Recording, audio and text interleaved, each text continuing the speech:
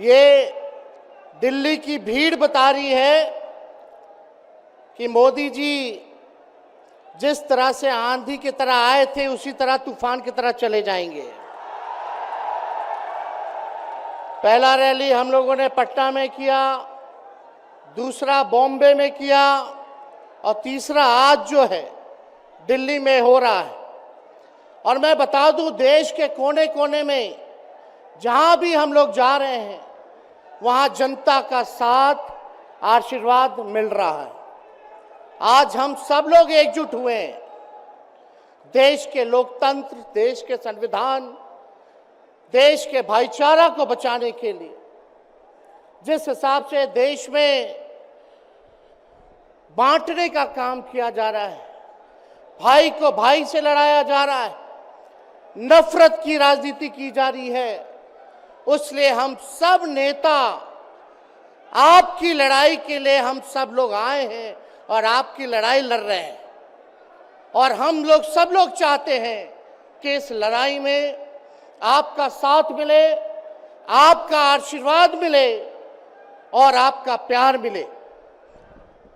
जो लोग नारा लगाते हैं अब की बार 400 पार, उनका मुंह है कुछ भी बोलेंगे, लेकिन एक बात तय है, जनता ही मालिक है, आप मालिक हैं और आपको तय करना है कि देश के शासन में कौन बैठने का काम करेगा। आज यहां दिल्ली की जनता से पूछना चाहते हैं, वो लोग नारा लगा रहे हैं, टारगेट फिक्स कर रहे हैं अब की बार 400 पार। ऐसा लग रहा है कि पहले से ही ईवीएम सेटिंग हो चुका है।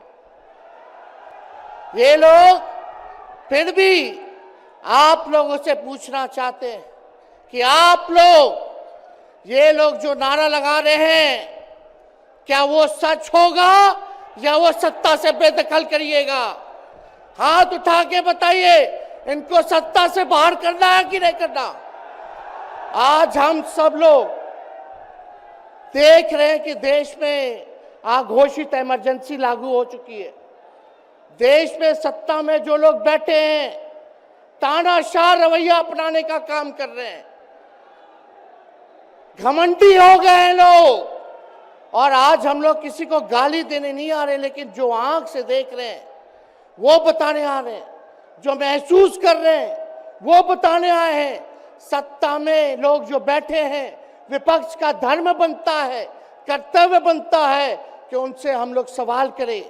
आज मेरा मानना है कि देश में सबसे बड़ा अगर दुश्मन है तो बेरोजगारी है, महंगाई है, गरीबी है।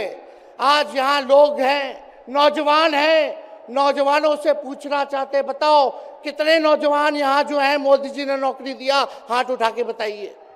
कोई नहीं मिलेगा। मोदी जी ने कोई नौकरी नहीं दी, सब कुछ जो है प्राइवेटाइज कर दिया। और हम लोगों ने बिहार में जब कांग्रेस लेफ्ट इंडिया अलायंस की सरकार थी, 17 महीने में 5 लाख नौकरी हम लोगों ने देने का काम किया।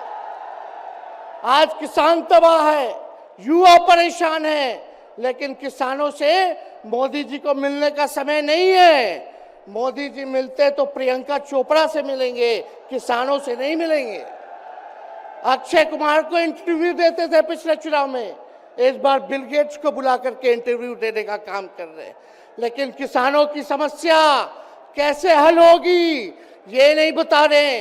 किसानों से उन्होंने पिछले चुनाव में वादा किया था कि उनका आय दुगुना करेंगे।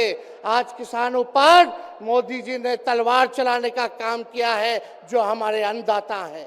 इसलिए आप सब लोग, हम लोग जब आवाज उठाते हैं तब मोदी जी और उनकी जो सेल है पार्टी की, उस पार्टी का सेल में कौन है?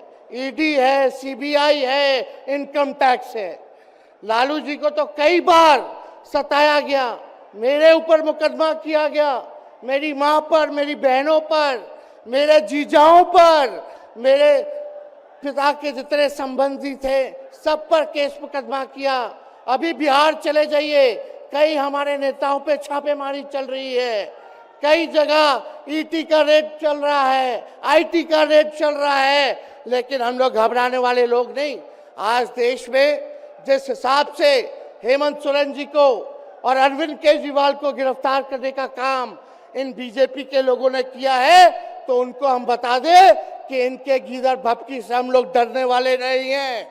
हम लोग संघर्ष करने वाले लोग हैं। और पिंजरे में तो शेर ही को कैद किया जाता है। सब लोग शेर हैं। आप लोगों ने ताकत दिया है, आपकी लड़ाई हम लोग लड़ रहे हैं। कंस राज आप लोगों ने देखा होगा, जब जब कंस को किसी से तकलीफ होती थी, डर लगता था, तब तब जेल में लोगों को बंद कर दिया जाता था। लेकिन जेल जाने से यहाँ कोई डरने वाला नहीं है। कितने लोगों को जेल भेजोगे? लेकिन जब जनता जब जवाब देगी, जब वोट का चोट दीजिएगा, तो मोदी जी हाथ मलने का काम करेंगे, सत्ता से बेदखल हो जाएंगे। इसलिए ये अपनी ताकत को पहचानिएगा। सब लोग चुनाव के समय आप सब लोग पोल कीजिएगा, वोट दीजिएगा, लोगों को भी वोट दिलाने का काम कीजिएगा। बीजेपी के लोग झूठ बोलने वाले लोग हैं। ये लोग यूरिया को भी चीनी बना देते हैं। ये लोग गोबर को भी हलवा दे करके परोस देते हैं। ये लोग आंख फोड़ करके चश्मा दे देंगे और फिर बोलेंगे देखो हमने चश्मा दिया। ये झूठी पार्टी है, इसलिए इन पे विश्वास मत कीजिएगा। मोदी जी कहते हैं कि उनका गारंटी मजबूत गारंटी है, गारंटी की बात करते हैं। हम बोलते हैं मोदी जी की गारंटी वैसे ही गारंटी है जैसे चाइनीज माल होता है। 2-4 बार इस्तेमाल करोगे और वो गारंटी जो है खत्म हो जाता है, टूट जाता है, खराब हो जाता है। तो जब तक चुनाव है तब तक ही मोदी जी की गारंटी है, बाकी कुछ नहीं। 2 करोड़ रोजगार का क्या हुआ? 15-15 लाख रुपए का क्या हुआ? ये जवाब नहीं देने वाले, लेकिन हमेशा जो है प्रोपेगेंडा चलाने का काम करते हैं और लोगों को भटकाने का काम करते हैं। इसलिए आप सब लोगों को सावधान रहना पड़ेगा। इनके झूठ पे आप लोग विश्वास मत कीजिएगा। और हम सब लोगों ने आज तस्वीर देखा। आज तस्वीर क्या देखा कि आज महामहिम राष्ट्रपति जी आडवाणी जी को भारत रत्न देकर के सम्मानित कर रही थी। मोदी जी आडवाणी जी के बगल में बैठे हुए हैं, राष्ट्रपति खड़ा होकर के सम्मानित कर रहे हैं, लेकिन मोदी जी खड़ा भी नहीं हुए राष्ट्रपति के सम्मान में, खड़ा भी नहीं हुए। इससे पहले भी हम लोगों ने तस्वीर देखी कि राष्ट्रपति पीछे पीछे चल रही हैं, मोदी जी आगे आगे चल रहे हैं। ये हम आप सब लोगों को बताना चाहते हैं कि इनका संविधान पे कोई विश्वास नहीं है। ये लोग नागपुरिया कानून को लागू करना चाहते हैं, आरएसएस के एजेंडे को लागू करना चाहते हैं। इसलिए ज्यादा कुछ ना कहते हुए एक आंकड़ा हम जरूर बताना चाहेंगे। देश में इंटरनेशनल लेबर ऑर्गेनाइजेशन ने सर्वे किया है, उसमें आंकड़े हैं कि आज देश में बेरोजगारों में से 83% युवा हैं। पढ़े लिखे युवाओं में बेरोजगारी लगभग 65% है। ग्रामीण क्षेत्रों में सिर्फ 17.5% युवाओं के पास ही काम है। यानी भारत की आत्मा गांव में 82% युवा आज बेरोजगार हैं और मोदी जी इसके बारे में कोई काम नहीं किया। आप एक बार विश्वास कीजिएगा, अगर इंडिया सरकार की अलायंस की सरकार बनती है तो नौजवानों को हम लोग नौकरी देने का काम करेंगे, बेरोजगारी को दूर करेंगे। और जाते जाते बहुत सारे नेताओं को बोलना है, लेकिन एक अंत हम करेंगे एक गाने के साथ। और आप लोगों ने गोविंदा का फिल्म का एक गाना सुना होगा कि तुम तो धोखेबाज हो, वादा करके भूल जाते हो। रोज रोज मोदी जी तुम ऐसा करोगे, रोज रोज मोदी जी तुम ऐसा करोगे, जनता जो रूठ गई तो हाथ मलोगे। अरे तुम तो धोखेबाज हो, वादा करके भाग जाते हो।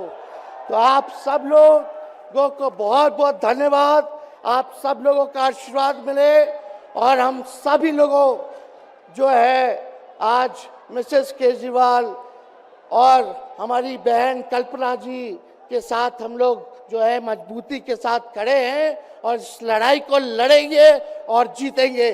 बहुत बहुत धन्यवाद। जय हिंद। बहुत बहुत धन्यवाद।